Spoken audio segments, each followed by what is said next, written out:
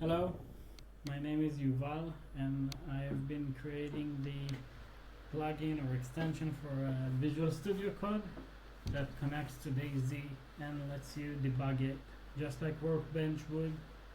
And in this video I'm going to explain a little bit of how to set up your workspace, how to get the plugin working, and then how to use it, and some little notes here and there that you should know of.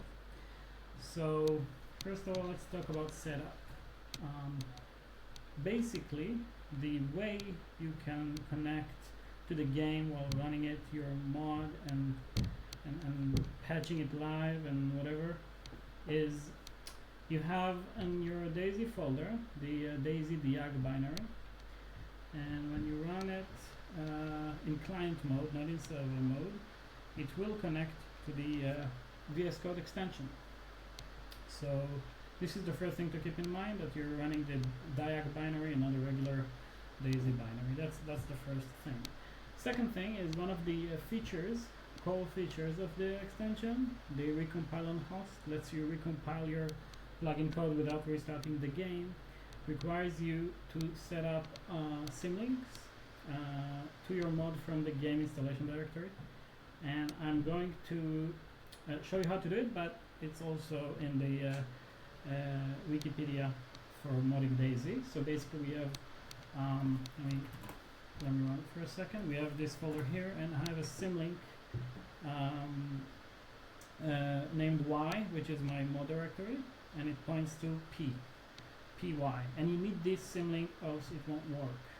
So if we go to Y here, we have my mod. So I have this mod here open in VSCode, and we are going to install the debug port and see how it works. Okay, so we've installed the plugin, and now the plugin is installed, but the game is not running. You can see here that this is yellow. What we're going to do is we're going to run the game. This is the command line I use. I'm going to put in the description, so we should probably not waste time on that. And now the game's loading. And while the game's loading, I'm going to open up some debug port logs, and you can see the extension running here. The server is open, and now it is basically waiting for the game to log in to start. Sorry. Okay, game is loaded. You can see here, and I'm gonna jump, and I'm gonna show you that we've received the jump log here. We also have a window for game logs without all the plugin stuff, so you can see that this worked, and now the plugin is loaded, and you can see all the loaded files from your mod colored purple. You can change the color, and as you can see, this mod right here has a file in the Y mounts, which is basically where my code is. And if we are going to change this log to 25 instead of 24 and press Control F7, basically we've just recompiled and sent it to the game. And now when we're going to jump, yep, it updated. We also have other things like remote code execution. We can execute some codes. This text box skips between session, and this just sent something for the game to execute, and it worked. And this would also work in multiple environments. So this is basically how to use it. One quick thing is sometimes maybe stuff are going to not work, or something's gonna bug out. It happens. I'm developing this. So if you press Ctrl-Shift-P, it's going to open up the command window, and you have all the commands here for DayZ. And restart server is usually what going to fix that. It's going to kill the server behind the scenes and reopen it, and the game is going to reconnect. So as you can see, there we go. So this is it basically. I think one more thing you should know is that you can turn off the plugin wherever you want. If you're not working with DayZ, and you can turn it on again, and it's going to reconnect to the server and reload the game.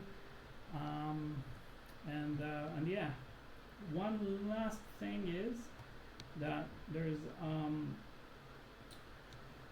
there's the debug port process. So if in any case something's wrong, you can see here the DayZ Debug Port exe.